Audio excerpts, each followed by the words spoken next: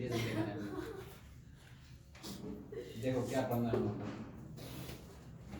Gross annual value निकालना है हम लोगों को, ठीक है ना।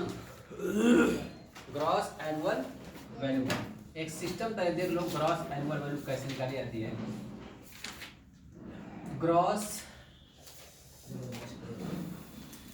एनुअल वैल्यू के लिए ग्रॉस एनुअल वैल्यू कैसे निकालते हैं, जीएवी कैसे निकाला जाता है। ये तुम लोगों को पहली बात है कि इनकम टैक्स का रूल नहीं है। इनकम टैक्स में क्या बताया गया है कि इनकम टैक्स जो लगता है किस पर लगता है, एनुअल वैल्यू पर लगता है। और एनुअल वैल्यू कैसे निकाल के आपके इसके बारे में बताया गया था कि जब तक ग्रॉस एनुअल वैल्यू नहीं निकालोगे तब तक एनुअल वैल्यू नहीं निकल पाएगी। तो ग्रॉस एनुअल में से कुछ चीजें घटा दी जाएंगी, तो जो बचेगा क्या रहेगा आपका, ठीक। तो ग्रॉस एनुअल वैल्यू का जो रूल नियम है वो क्या होता है, तो उसको समझो। सबसे पहले यहाँ पर लिखा हूं मैं, क्या देखते रहना, तुम लोग से पूछूंगा।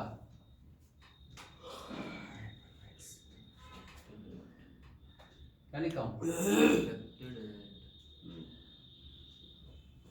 एक्सपेक्टेड रेंट, एक्सपेक्टेड रेंट है, दूसरा एक्चुअल रेंट, ठीक है।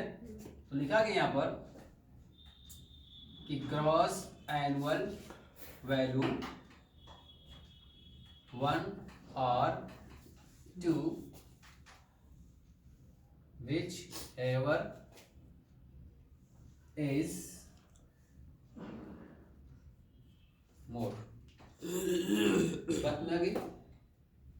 इसी को क्या कहते हैं, जीएवी कहते हैं। ग्रॉस वैल्यू का रूल बता दिया हूं कि ग्रॉस वैल्यू क्या आएगी, एक्सपेक्टेड रेंट पहला, दूसरा एक्चुअल रेंट। जब लिखा हो कि ग्रॉस एनुअल वैल्यू 1 और 2 विच एवर इज मोर, जो दोनों में ज्यादा होगा। तो इसका मतलब यहाँ पर कुछ वैल्यू लिखी होगी। एक्सपेक्टेड रेंट हो सकता है 50,000 हो, एक्चुअल रेंट हो सकता है 48,000 रुपया हो, ठीक है ना। तो दोनों में कौन ज्यादा है, एक्सपेक्टेड रेंट 50,000 था, एक्चुअल रेंट कितना था, 48,000 रुपये था, दोनों में कौन ज्यादा है, दैट इज कॉल्ड जीएवी। कोई एक ही को मानेंगे। बस में आ गई है। इसका मतलब ये हो जाएगा कि अगर ग्रॉस एनुअल वैल्यू निकल जाए तो एनुअल वैल्यू निकालना आसान हो जाएगा। क्या चीज घटानी है वो तो मैं बताऊंगा तुम लोगों को सेक्शन 23 के हिसाब से। लेकिन अभी निकाला कैसे जाएगा ग्रॉस एनुअल वैल्यू, तो ग्रॉस एनुअल वैल्यू निकालने के लिए एक रूल बना हुआ है, ये हमेशा में इसी का करना कि एक्सपेक्टेड रेंट और actual rent which ever is more. वही लिखा हूं यहाँ पर कि 1 और 2 which ever is more, which ever is greater, जो दोनों में ग्रेट हो, जो दोनों में ज्यादा हो, ठीक है ना। तो विच एवर इज मोर, ये सिस्टम बना हुआ है। अब एक्चुअल रेंट तो समझ ही में आ रही है तुम लोगों को कि भाई हम जो इसे किराया प्राप्त करते होंगे 5,000 महीना, 7,000 महीना तक वो होगा। तो 5,000 महीने के तहत 12 महीने कितना हो रहा है, 60,000 रुपया। तो एक्सपेक्टेड रेंट किसको कहते हैं, एक्सपेक्टेड रेंट किसे कहा जाता है, जो एक्सपेक्ट किया जाता है। संभावित किराया किसको कहते हैं, अनुमान लगाए जाते हैं पहले से। तो जब अनुमान ही लगाते हो तो उतने ही क्यों उठाते हो किराए पर। नहीं मालूम सर। अब देखो एक्सपेक्टेड रेंट कैसे निकाला जाएगा, नहीं देखोगे,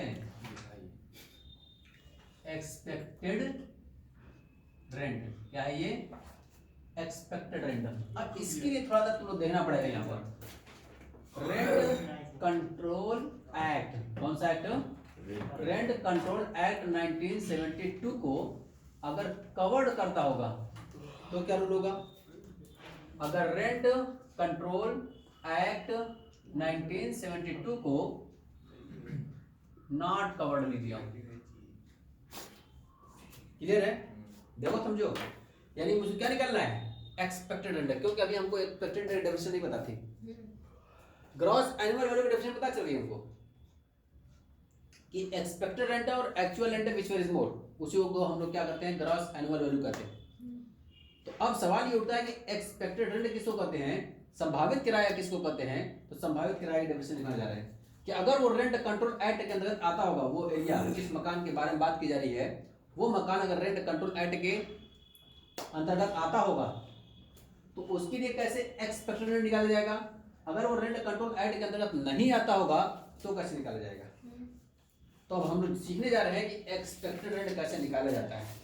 तो देखिए ध्यान से, ये जो दिया हुआ है रेंट कंट्रोल एक्ट के अंतर्गत अगर नहीं आता है तो क्या कैसे दिया जाएगा, देखो ध्यान से।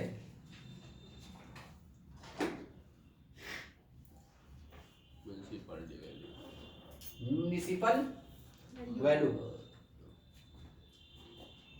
उसके अलावा लिखा हो यहाँ पर फेयर वैल्यू, म्युनिसिपल वैल्यू और fair value.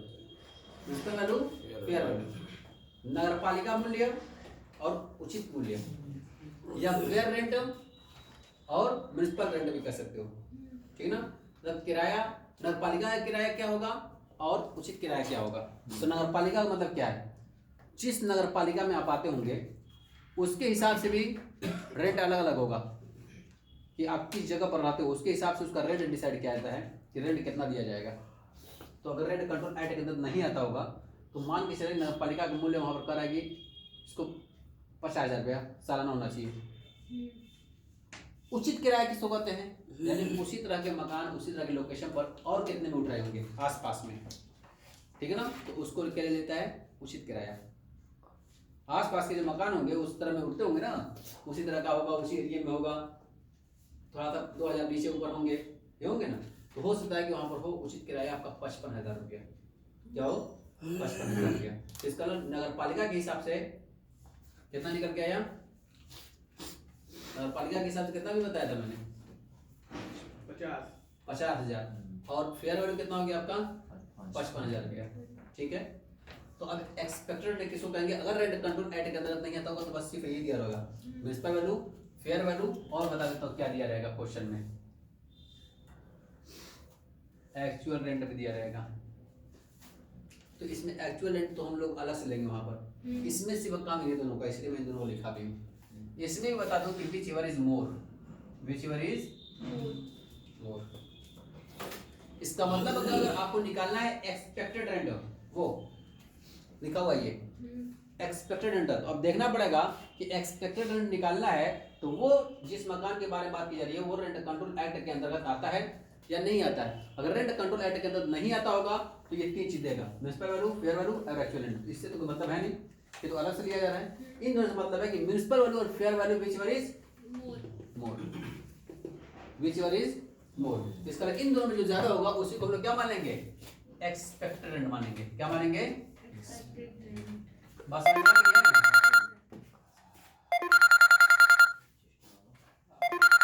whichever is more। Disturb करते रहते हैं, पता नहीं क्या करते हैं।